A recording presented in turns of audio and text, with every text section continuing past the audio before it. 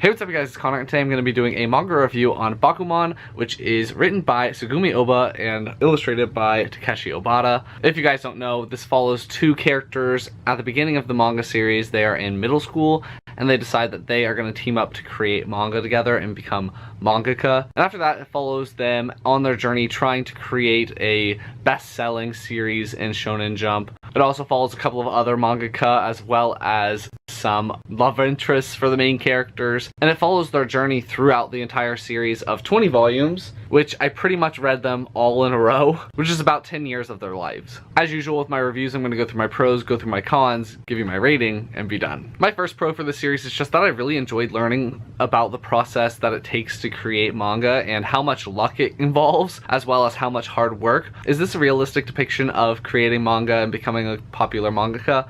Probably not. I think it's probably a lot harder than this manga shows, but I really enjoyed seeing how much goes into every single volume and chapter, as well as the time pressures and the pressures just to create more and more and more, which can create a lot of issues, just personal life or social life or health. And I found that entire process of drawing and getting assistants and getting an editor and having to work through an editor and not having a choice and all of those things to be extremely interesting. As I said before, I really liked that this manga takes place over an extremely long amount of time. It's only 20 volumes, but it follows these characters for 10 years, and so you really get to see a lot of character development within that time frame. And I appreciated that it showed how much struggle and how much work it took for them to create a really good manga. I found it interesting that the manga started off a little bit more serious and a little bit more solemn, and then as the series progressed it got a little bit goofier and a little bit more fun, and I liked that it took that direction because I really like having a fun time and it being goofy. I think my favorite part of this entire series is that there are two layers to this manga.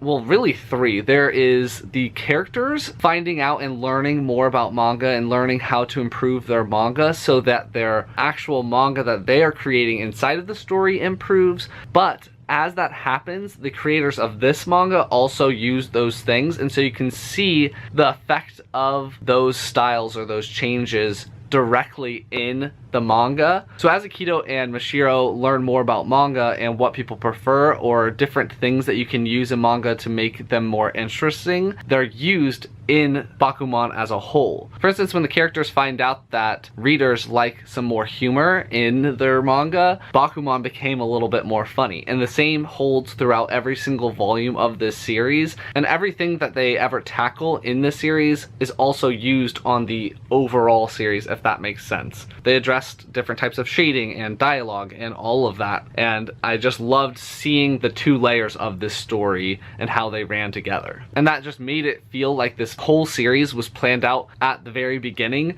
and it had all of these different things that it wanted to touch on, and it touches on every single thing twice. I think that the relationships in this manga are totally unrealistic, but were so entertaining to read about. Mashiro and Izuki's relationship is so weird, but it was so funny and I really enjoyed it. It was a constant goal of Izuki and Mashiro to work towards their goals so that they could end up together. When Izuki and Mashiro would interact, it was so funny to me, and it just sent me back to being in middle school and being shy. Akita's and Kaya's relationship was also super interesting to me, and how just weird that relationship was, as well as the side characters and just all of the craziness that they get into was entertaining. Another pro for me was that I really liked the addition of a lot more female characters in this series than in this team's previous series, which is Death Note. Death Note had like no female characters, and this one had quite a few. Some of them are other manga creators and some of them are the love interest of the two main characters, but their inclusion, and most of them are intelligent, was definitely a step in the right direction in my opinion. And my last pro that I'm going to talk about is that I really enjoyed the ending of this series. I think that it wrapped up really well and it didn't extend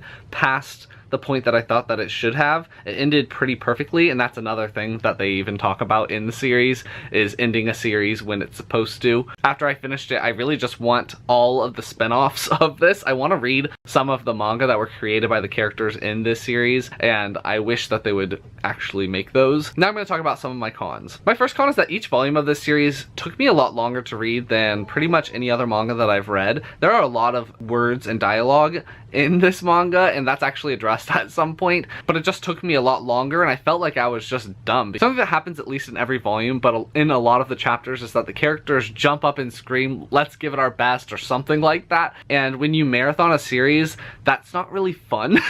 And it's not like, "Oh yeah, let's do our best." I was like, you should have been doing your best the entire time. And I think that's used in a lot of other manga, but when I was marathoning this whole series, it started to get on my nerves. Another con for me is that even though there are more female characters, they're not the strongest of female characters. They're stronger than in Death Note, but I think that they have a long way to go before I would be satisfied with where they're at. Some of them are strong, but I wish more of them were strong, or I wish that they had played a bigger role in the story. Sometimes the female characters would get dropped off for a while and then they would come back. So overall, I really enjoyed Bakuman. I read every volume in the span of a week or something like that. I think it's safe to say that I was extremely obsessed with this series, and it's definitely going to give me a better picture when reading manga in the future and help me read manga more critically and pull out different elements of manga that I wouldn't be able to have done before. I would give this whole series probably a 5 stars out of 5 stars. I really enjoyed it. If not, 4.5 stars out of 5 stars. I definitely recommend it for people that are wanting to learn a little bit more about manga or have read some manga before and are wanting to learn more about the elements that make up manga in order to read it more critically. I wouldn't say that this is a good place to jump into manga, however. I definitely think you should start off with something like Death Note or something a little easier to get through, but after you read something else, definitely try this one out because it is really fantastic. So that's gonna be my review on Bakuman's story by Tsugumi Ohba and art by Takeshi Obata. If you liked it, please give it a big thumbs up and comment down below if you've read Bakuman before. What were your thoughts on it? What was your favorite part of this manga series? As well as if you have any recommendations for me,